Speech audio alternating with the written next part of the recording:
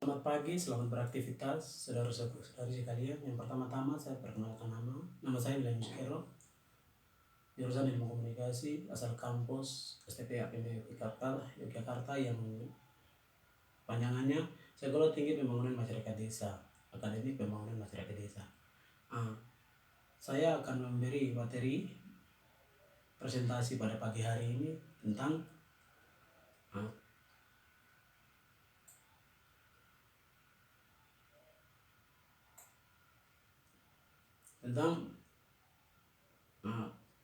mengontrol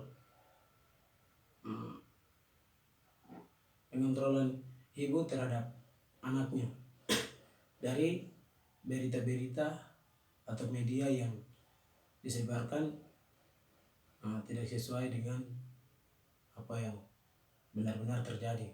Seperti itu. Yang pertama-tama saya akan mempresentasikan yang materi pertama. Materi pertama, literasi media adalah kemampuan untuk mengakses, menganalisis, mengevaluasi dan mengkomunikasikan isi pesan media. Ini mengkomunikasi isi pesan media ini, isi pesan media ini dipahami bahwa fokus utama berkaitan dengan isi pesan media. Dasar dari media literasi adalah aktif yang menekankan aspek keduanya, edukasi di kalangan masyarakat. Berikut dampak literasi media. Dampak literasi media yang pertama, mengurangi tingkat privasi individu. Yang kedua, meningkatkan potensi kriminal. Yang ketiga, anggota suatu komunikasi akan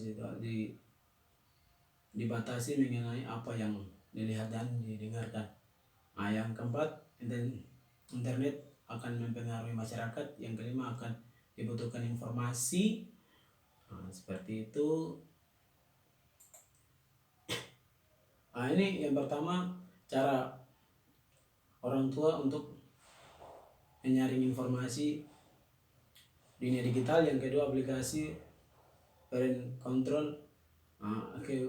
Keunggulannya adalah konten yang dicari. Bila menemukan, yang ketiga, bila menemukan negatif, orang tua dapat melaporkan report untuk YouTube seperti ICT Watch. Laporan bisa disampaikan dengan memberitahukan link atau judul konten negatif. Yang keempat, jaga komunikasi dengan anak. Orang tua harus menganggap anak adalah manusia yang berakal budi. Orang tua yang kelima, orang tua harus membekali diri dengan mengetahui dan harus terus belajar mengenai dunia digital.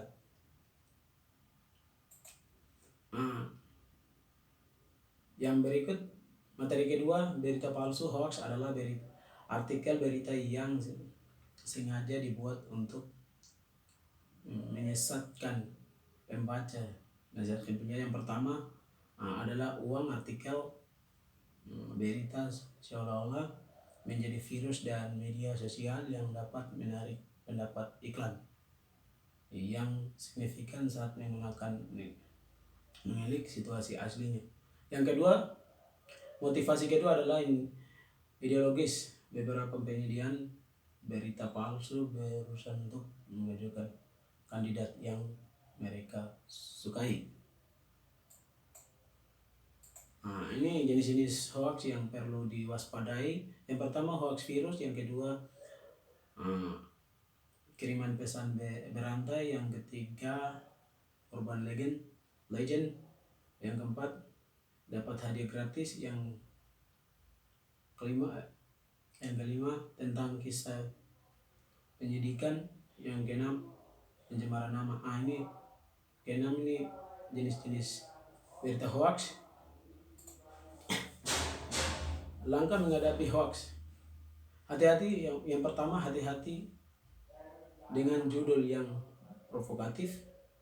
Cari tahu keaslian. Yang kedua, cari tahu keaslian yang situs laman. Link. Yang ketiga, link yang dipendek. Short link seperti yang keempat, pastikan link URL menampilkan domain instansi resmi. Yang kelima, perhatian ke foto. Yang keenam, cek melalui search engine Google. Yang ketujuh, copy paste link di media di mesin pencari. Cek apakah pernah ada ulasan terkait link. Tips. Ini materi ketiga, media sosial dan game online. Media sosial dan game online ini itu harus ada harus ada keterlibatan seluruh pihak, lembaga seperti keluarga, lingkungan, dan pemerintah diperlakukan agar bersama dapat mengatasi masalah ini.